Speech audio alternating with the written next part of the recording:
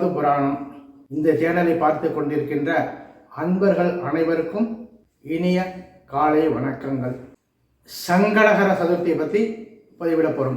சங்கடங்கள்லாம் நிவர்த்தி செய்கின்ற சதுர்த்தி இந்த சங்கடகர சதுர்த்தி. அதாவது சந்திர பகவானுக்கு விநாயகப் பெருமானே கொடுத்த வரம். சந்திர பகவான் விநாயகப் பெருமானை குறித்து தபஸ் பண்ணுறாரு. அப்போ விநாயகர் காட்சியை கொடுத்து பூர்ணச்சந்திரன் பௌர்ணமியிலிருந்து அடுத்து வர்ற விநாயகர் உகந்த சதுர்த்தி அன்னைக்கு யார் விரதம் இருந்து பூஜித்தாலும் அவங்களுக்கு சகல சங்கடங்களும் நிவர்த்தியாகும். அதுதான் சங்கடகர சதுர்த்திங்க. அந்த சங்கடகர சதுர்த்திக்கு சந்திர பகவானுக்கு அனுகிரகம் பண்ணதுனால அன்னைக்கு என்ன செய்யறாருன்னா, அன்னைக்கு விரதம் இருக்கிறவங்க பிள்ளையார் பூஜை பண்ணி சந்திர உதயம் பார்த்துட்டு விரதம் பூர்த்தி பண்ணணும். அப்படி பண்ணாக்க சகல சங்கடங்களும் நிவர்த்தி ஆகும் அப்படின்னு விநாயகர் பெருமானே சொன்னது. அதனால் அன்னைக்கு விரதம் இருந்து பூஜிக்கிறவங்களுக்கு சகல சங்கடங்களும் நிவர்த்தி ஆகும். இது இந்த ஆவணி மாதம் விநாயகர் சதுர்த்தி வரத்துக்கு முன்னாடி மகா சங்கடகர சதுர்த்தின்னு ஒரு நாள் இருக்கும் இல்லையா, அன்னைக்கு பெரும்பாலும் ஆரம்பிப்பாங்க. சில பேருக்கு ஏதோ காரணத்தில் அப்போ அன்னைக்கு தட்டி போயிடும், தவறி போயிடும். அவங்களுக்கு இந்த உத்தராயண புண்ணிய காலத்தில் வர்ற சங்கடகர சதுர்த்தி அன்னைக்கு விரதம் ஆரம்பிக்கிறது பழக்கத்தில் உண்டு. உத்தராயண புண்ணிய காலத்துலன்னா அது இப்போ 17/1/2025 வெள்ளிக்கிழமை அன்னைக்கு சங்கடகர சதுர்த்தி விரதம் இருந்து விநாயகர் பூஜை பண்ணுறது ரொம்ப நல்லா இருக்கும். இந்த சங்கடகர சதுர்த்திங்கிறது சந்திரன் உதயம் ஆகும்போது சதுர்த்தி இருக்கணும். அன்றைக்கி தான் சங்கடகர சதுர்த்தின்னு போட்டிருக்கும். சந்திர உதயமும் சதுர்த்தி சேர்ந்துருக்கணும். அது சங்கடகர சதுர்த்தி. நம்ம கூட காலண்டரை பார்த்துருப்போம்.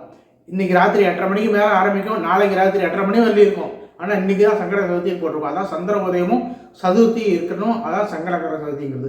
அன்றைக்கி விரதம் இருக்கிறவங்க சந்திர பகவானை தரிசனம் பண்ணணுங்கிறதுக்காக அன்றைக்கி நம்ம எப்போது போல சாயந்தரம் கோயிலுக்கு போயிட்டு சாயந்தரம் ஸ்பெஷல் அபிஷேகம் எல்லா கோயிலையும் இருக்கும். 6 மணி 7 மணிக்கு அபிஷேகம்லாம் இருக்கும். அதெல்லாம் தீபம் போட்டுட்டு பிள்ளையார் தரிசனம் எல்லாம் பண்ணிட்டு 8 மணிக்கு மேலேயே ஆரம்பிக்கலாம். ஆரம்பித்து பிள்ளையாருக்கு பூஜை எல்லாம் பண்ணி இது பண்ணிட்டு ஒரு 9 நமஸ்காரங்கள் பண்ணணும். இந்த ஒரு 8 நமஸ்காரத்துக்கும் 8 இது கொடுத்துருக்கோம் விளக்கம். 7 நமஸ்காரம் பண்ணணும், 8 விளக்கங்கள்லாம் கொடுத்துருக்கோம். அந்த 8 நமஸ்காரத்துக்கு 8 விளக்கமும் 9வது பண்ண போகிற நமஸ்காரம் நமக்காக பிரார்த்தனை பண்ணிட்டு நம்ம இதுவரையிலையோ தெரிஞ்சோ தெரியாமலோ தவறுகள்லாம் பண்ணியிருந்தா கூட அந்த தவறுகள்லாம் மன்னிச்சு விநாயகப் பெருமானும் நம்ம குலதெய்வதையும் நம்ம கூடவே இருந்து அனுகிரகம் பண்ணணும் அப்படின்னு பிரார்த்தனை பண்ணிட்டு ஒரு நமஸ்காரமும் 9 நமஸ்காரம். இந்த 9 நமஸ்காரம் பண்ணி பிரார்த்தனை பண்ணால் நிச்சயம் நமக்கு விநாயகப் பெருமானோட அனுகிரகம் கிடைக்கும் அப்படின்னு. இது தொடர்ந்து ஒரு 5 சங்கடகர சதுர்த்தி இதுமாரி விரதம் இருந்து பூஜித்தாங்க அவங்களுக்கு சகல சங்கடமும் நிவர்த்தி ஆகும். எந்த ஒரு பிரச்சனையாக ரொம்ப நாளாக ஒரு பிரச்சனை இருக்கோ அந்த பிரச்சனையை நினச்சி நம்ம இது பண்ணினாக்க அந்த பிரச்சனைக்கு ஒரு சொல்யூஷன் கிடைக்கும், ஒரு சால்வு கிடைக்கும், ஒரு தீர்வு கிடைக்கும் அப்படிங்கிறது நம்பிக்கை. அதனால் முழு முதற் கடவுள் இல்லையா விநாயகப் பெருமான். அதனால் அவரை குறித்து நம்ம அதுமாரி அந்த சங்கடகர சதுர்த்திக்கு விரதம் இருந்து பூஜித்து சந்திர உதயம் பார்த்து விரதம் பூர்த்தி பண்ணாக்க நிச்சயம் சகல நன்மைகளும் உண்டாகும்.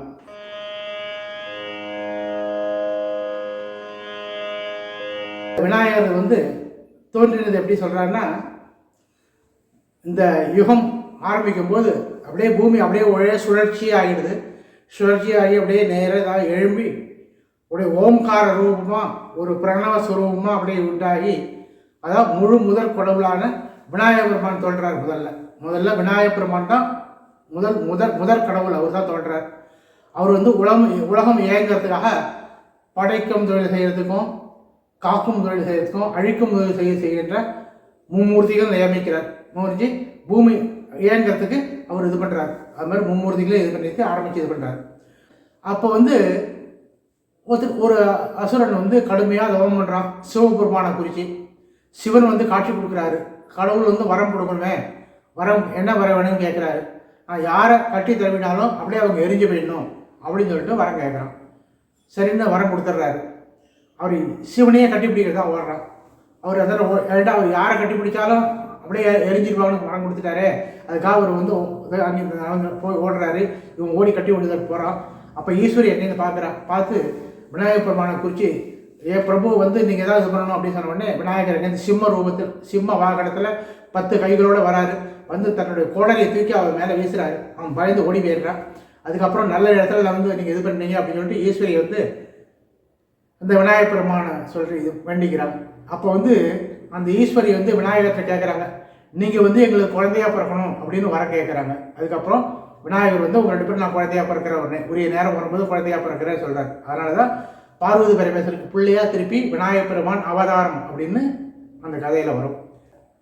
அந்த 7 மாதம் ஆயிடுச்சு. 7 மாதம் ஆனவனே ஈஸ்வரன் ஈஸ்வரியும் பூலோகத்துக்கு வராங்க. பூலோகத்தில் பரியலி அப்படிங்கிற வனம், அந்த வனத்தில் வந்து தங்கியிருக்காங்க.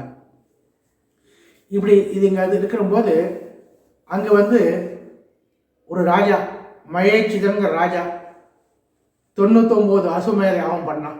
99 யாகம் முடிஞ்சு எல்லாருக்கும் தானம்லாம் கொடுத்துட்டே இருக்கான். அப்போ நாரதர் என்ன செய்கிறாரு, இந்திரன்ட்ட போய் அவன் 99 யாகம் பண்ணிட்டு தான தர்மம்லாம் பண்ணிட்டு இருக்கான். அடுத்தது 100வது யாகம் பண்ண போகிறான். 100வது யாகம் பண்ணால் என்ன ஆகும் தெரியுமா, உனக்கு நிகரான பதவி ஆணும் கிடைக்கிறோம் உடலாமணி அப்படின்னு கேட்ட உடனே அவ்வளோதான். உடனே இந்திரன் அங்கேருந்து வராது.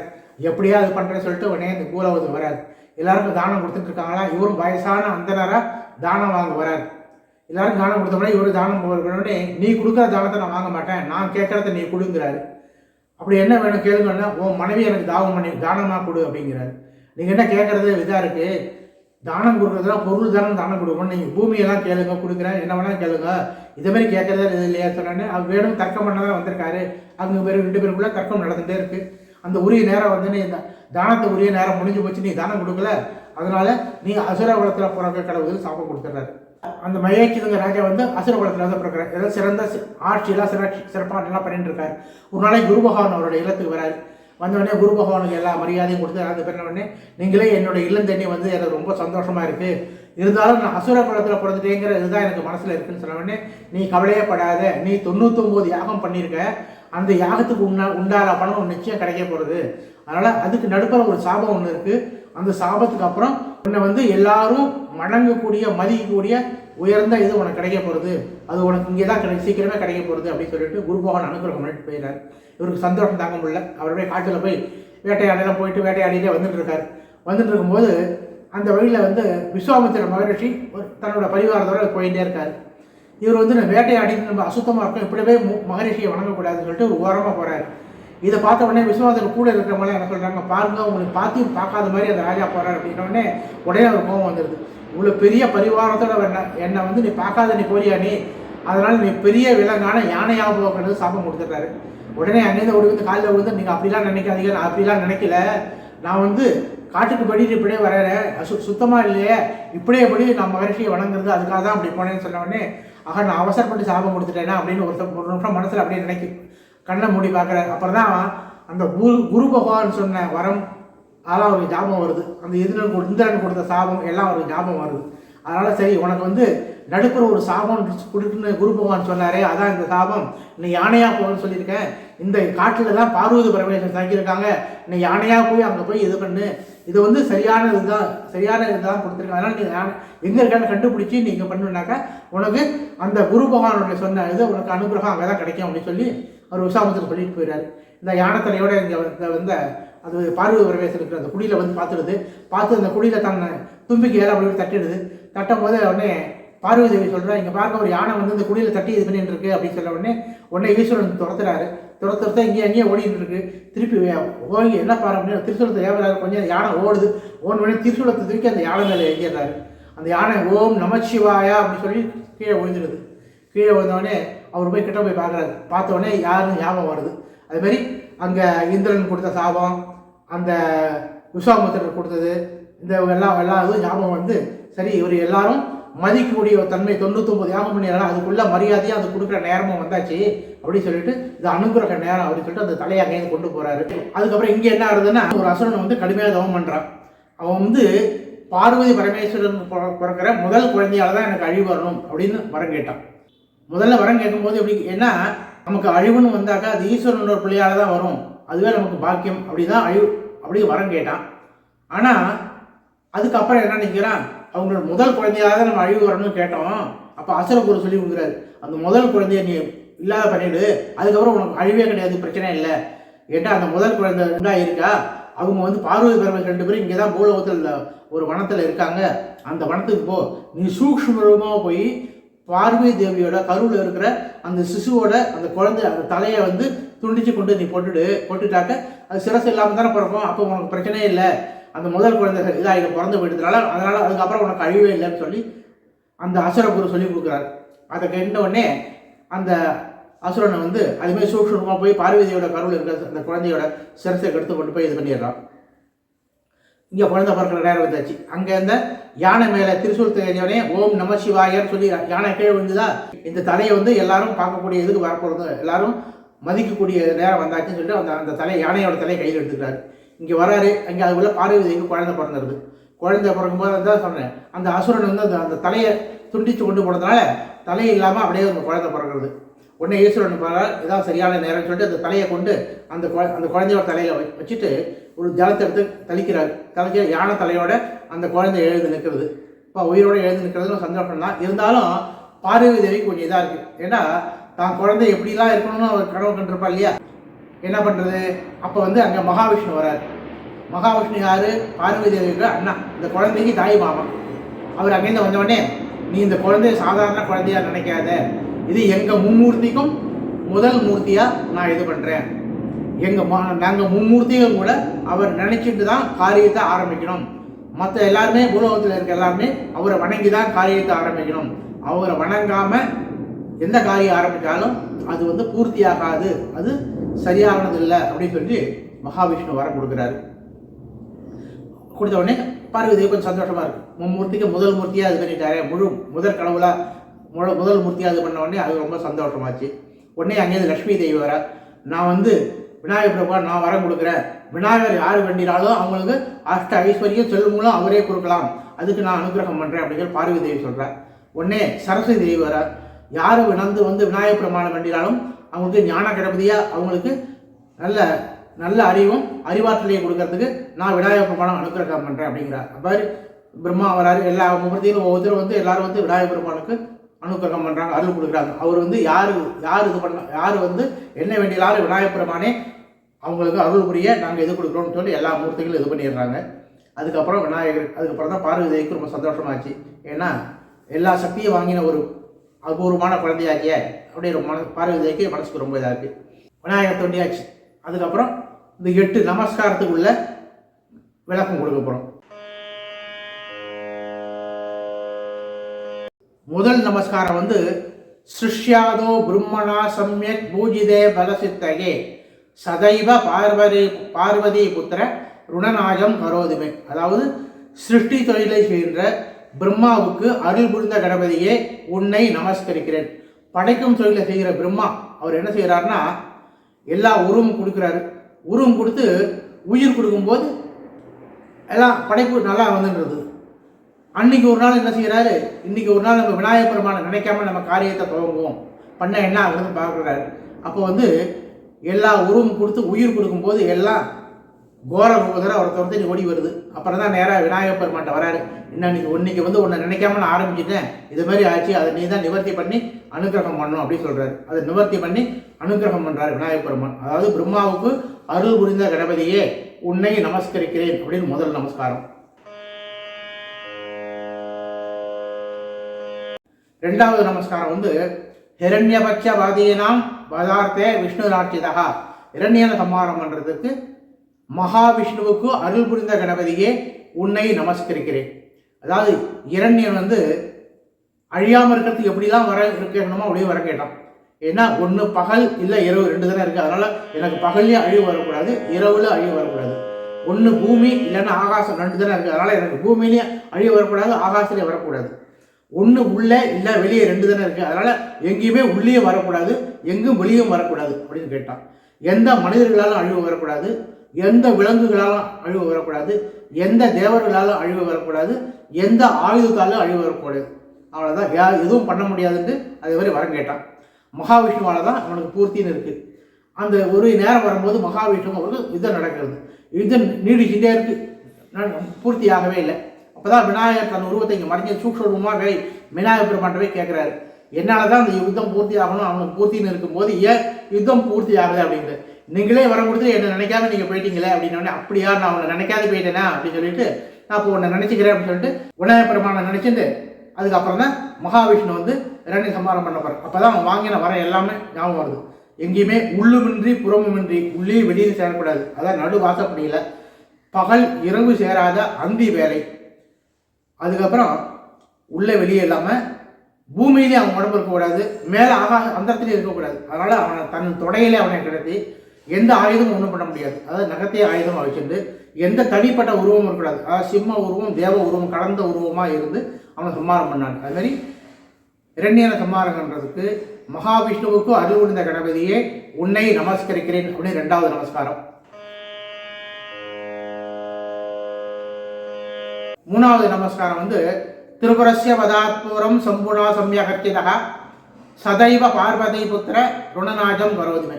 திரிபுர சம்மாரம் பண்ணும்போது பரமேஸ்வரனுக்கு அருள் புரிந்த கணபதியே உன்னை நமஸ்கரிக்கிறேன்.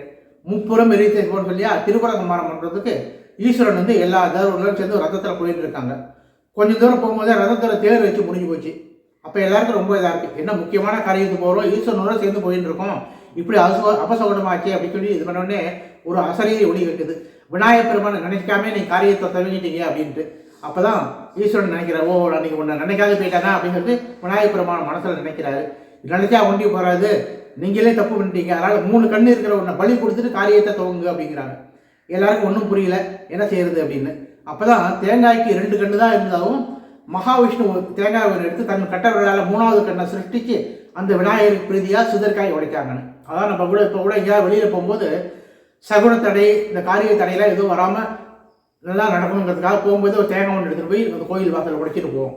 அதான் சார், அதனால் எந்த சகுனம் தடை வந்தாலும் அது நம்மளை ஒன்றும் பண்ணக்கூடாது அப்படிங்கிறதுக்காக.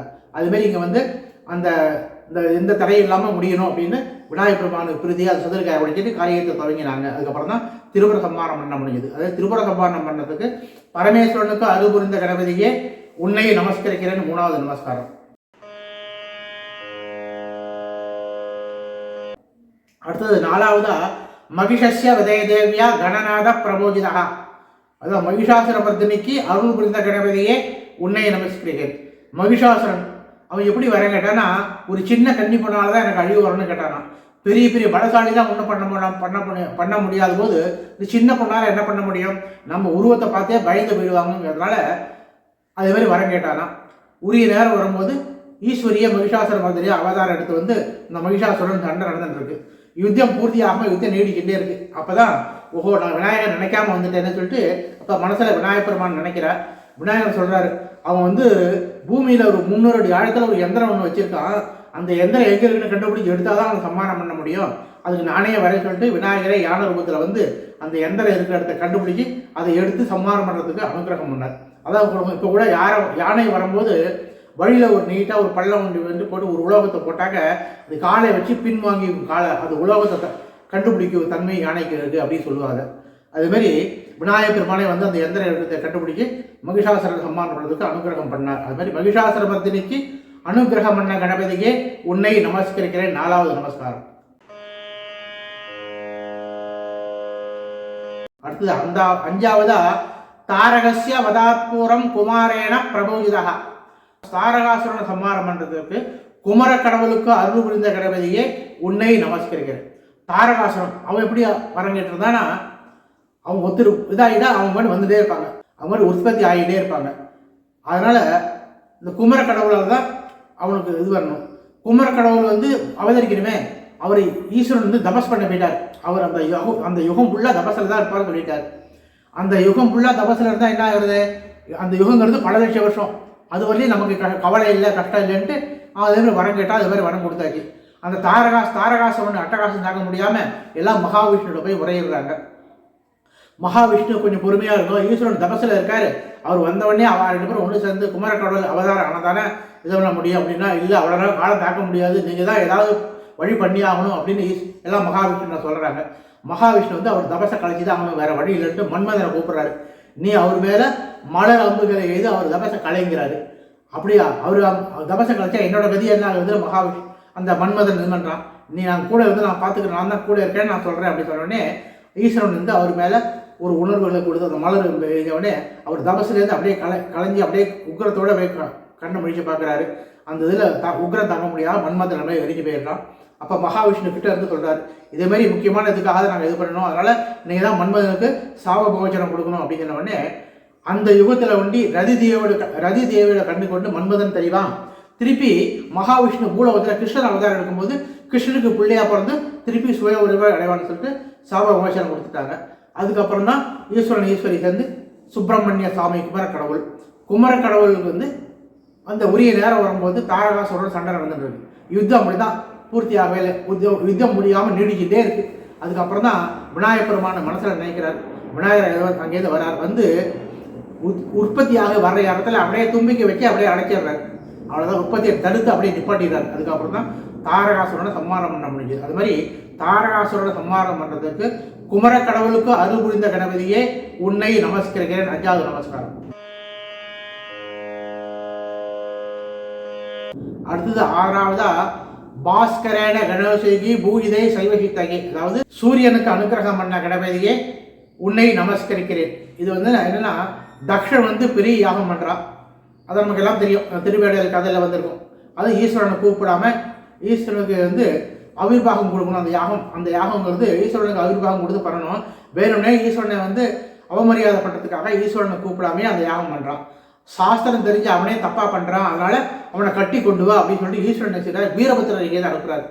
வீரபத்திரன் நேராக அங்கே போறாரு. அந்த யாகம் பண்ற இடத்துல வந்து எனக்கு எல்லாரும் வழி விடுங்க, நான் ஈஸ்வரன்லேருந்து வரேன், தக்ஷனை கட்டி கொண்டு வர சொல்லி ஈஸ்வரனோட கட்டளை அப்படின்னு சொல்றாரு.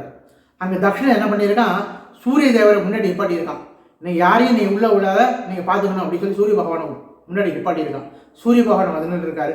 இவர் வந்து இங்கே வீரபத்திரர் வந்து சொன்னவொடனே சூரிய பகவான் வந்து இல்லை, எனக்கு நீ பதில் சொல்லிட்டு தான் உள்ளே போகணும், நான் உள்ள விட மாட்டேன்னு சூரியன் வந்து தடுக்கிறார். அப்போ அவங்க 2 பேர் கூட சின்ன கல்லு முள்ள விட்டாயிடும். அவர் சூரியனை எதிர்த்து தள்ளிட்டு நேராக அந்த தட்சனை கொண்டு போய் நேராக ஈஸ்வரன் கொண்டு விட்டுறாரு. ஈஸ்வரன் கொண்டு விட்டவனே அவர் ஈஸ்வரனை செய்கிறாரு. சாஸ்திரம் தெரிஞ்சு அவனே தப்பு பண்ணதுனால அவனுக்கு அதிகபட்ச தண்டனையை அவன் சிரசை எடுத்துரு அப்படிங்கிறார். அவன் சிரசை அப்படியே எடுத்துடுறாங்க. அந்த பிறவியில தாக்ஷாயனுடைய அப்பா இல்லையா தக்ஷன், அதனால தாக்ஷாயணி என்ன சொல்ற, இந்த பிறவியில் எனக்கு அப்பாவை போயிட்டாரு, அதனால நீங்க தான் அனுகிரகம் பண்ணணும் அப்படின்ன உடனே அங்க வடக்கு பார்த்து ஒரு தலையை ஒன்று கொண்டு சொல்றாரு. அங்க வடக்கு பார்த்து ஒரு ஆடு தான் இருந்தது. அந்த ஆட்டு தலையை வெட்டி கொண்டு அந்த தக்ஷனுக்கு கொண்டு வச்சிடுறாங்க.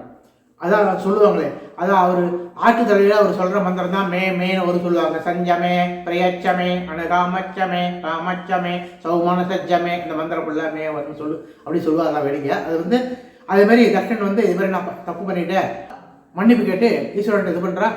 அப்புறம் சூரிய தேவன் வந்து நீங்க அமிச்சிங்கன்னு சொல்லி நான் தடுத்து இது பண்ணிட்டேன், அதனால என்னை மன்னிச்சு அனுகிரகம் பண்ணணும் அப்படின்னு சொல்லிட்டு சூரிய தேவன் கேட்கிறாரு. உடனே ஈஸ்வரன் சில நேராக விநாயகர் பெருமான்ட்ட போய் அனுகிரகம் வாங்கி கொள்றாரு. அப்பதான் விநாயகர் பெருமான்ட்ட வந்து நடந்ததான் சொல்றாரு.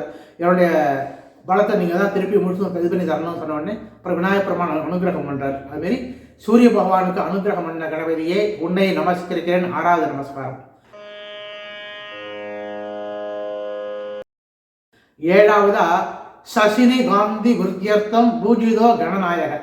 சசினா சந்திரன், சந்திரன் விருத்தியாக அனுகிரகம் பண்ண கணபதியே உன்னை நமஸ்கரிக்கிறேன்.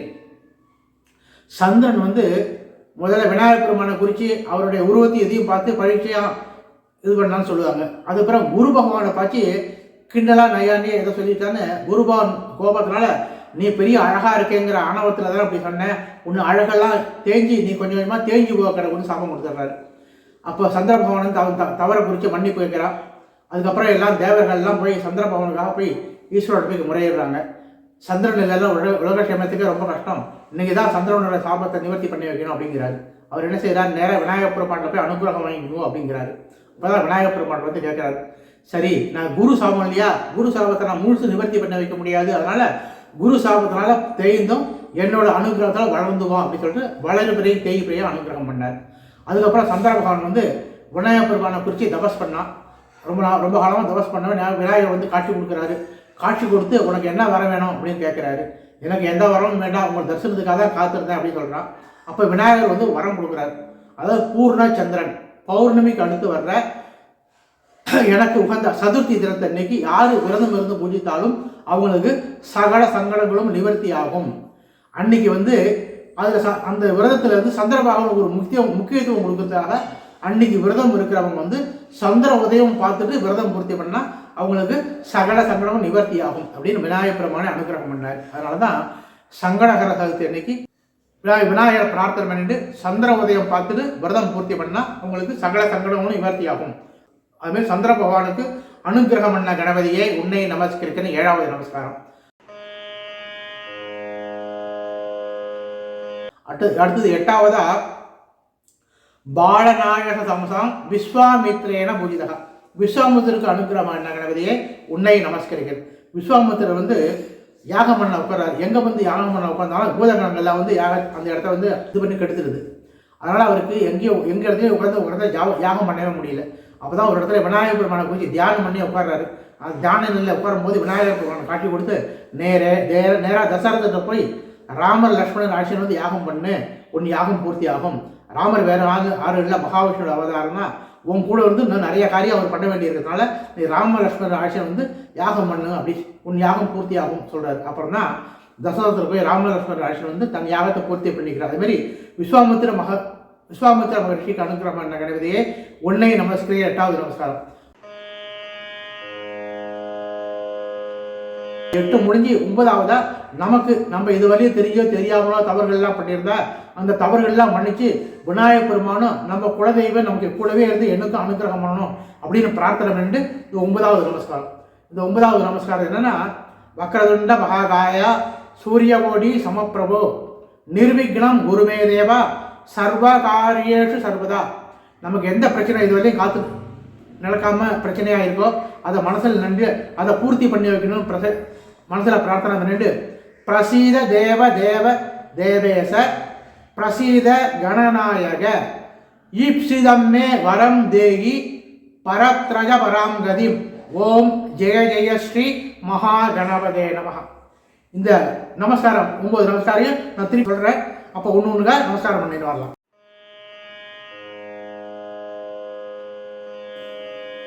இப்போ எல்லாரும் நமஸ்காரம் பண்ணுறதுக்கு ரெடி ஆகிங்கோ. 9 நமஸ்காரம் பண்ணணும். ஒவ்வொரு நமஸ்காரம் பண்ணிட்டு எழுந்துக்கலாம். இல்லை வயசானவா முடியாதவா இருந்தாக்க அப்படியே ஒவ்வொரு நமஸ்காரம் கும்பிட்டுட்டு 9வது பண்ண போகிற நமஸ்காரத்துக்கு நமஸ்காரம் பண்ணிக்கலாம். சௌகரியப்படி வரலாம். 9 நமஸ்காரம் பண்ணுறது ரொம்ப விசேஷமாக இருக்கும். நமஸ்காரம் பண்ணால் எல்லாம் ரெடி ஆகிக்கோ. முதல் நமஸ்காரம் ஒவ்வொரு நமஸ்காரம் முடிஞ்சவொடனே கொஞ்சம் கேப் விடுறேன், சௌகரியமாக இருக்கும். ஓம் சிருஷ்யாதோ பிரம்மணா சம்யக் பூஜிதே பலசித்தகே சதைவ பார்வதி புத்திர ருணநாஜம் கரோது மே. ஓம் ஜெய ஜெய ஸ்ரீ மகா கணபதே நமஹ. முதல் நமஸ்காரம். हिरण्यवच्चवादीनां पदार्थे विष्णुरार्चितः सदैव पार्वती पुत्र ऋणनाशं करोति मे. ओम जय जय श्री महागणपते नमः. இரண்டாவது நமஸ்காரம். त्रिपुरस्य वदात् पूर्वं सम्पूर्णा सम्यगर्चितः सदैव पार्वती पुत्र ऋणनाशं करोति मे. ओम जय जय श्री महागणपते नमः. மூணாவது நமஸ்காரம். महिषस्य वदे देव्या गणनाद प्रभोजितः सदैव पार्वती पुत्र ऋणनाशं करोतु मे. ओम जय जय श्री महागणपते नमः. नालावद नमस्कारम्. तारकस्य वदात् पूर्वं कुमारेण प्रभोजितः सदैव पार्वती पुत्र ऋणनाशं करोतु मे. ओम जय जय श्री महागणपते नमः. अञ्जावद नमस्कारम्. भास्करेण गणेशेति पूजिते दैवसिद्धगे सदैव पार्वती पुत्र ऋणनाशं करोति मे. ओम जय जय श्री महागणपते नमः. आरावद नमस्कारम्. शशिनु गांधी वृद्ध्यर्थं पूजितो गणनायक सदैव पार्वती पुत्र ऋणनाशं करोति मे. ओम जय जय श्री महागणपते नमः. ஏழாவது நமஸ்காரம். बालनायकसंसं विश्वामित्रेण पूजितः सदैव पार्वती पुत्र ऋणनाशं करोति मे. ओम जय जय श्री महागणपते नमः. எட்டாவது நமஸ்காரம். இப்போ அடுத்ததா பண்ண போகிற நமஸ்காரம் 9வது நமஸ்காரம்.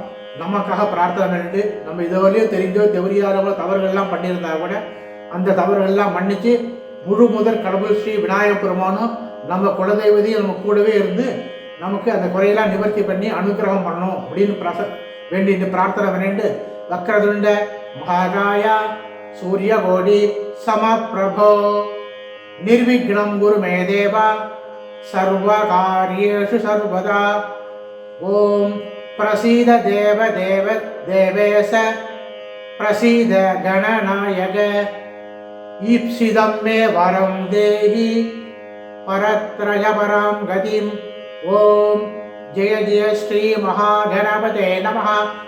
இதுவரையிலையும் தடையாக இருந்த தாமதமாக இருந்த அந்த காரியத்தை நிவர்த்தி பண்ணி நமக்கு அனுகிரகம் பண்ணணும். அதை நினச்சிட்டு பிரார்த்தனை பண்ணிட்டு 9வது நமஸ்காரம் பண்ணுவோம்.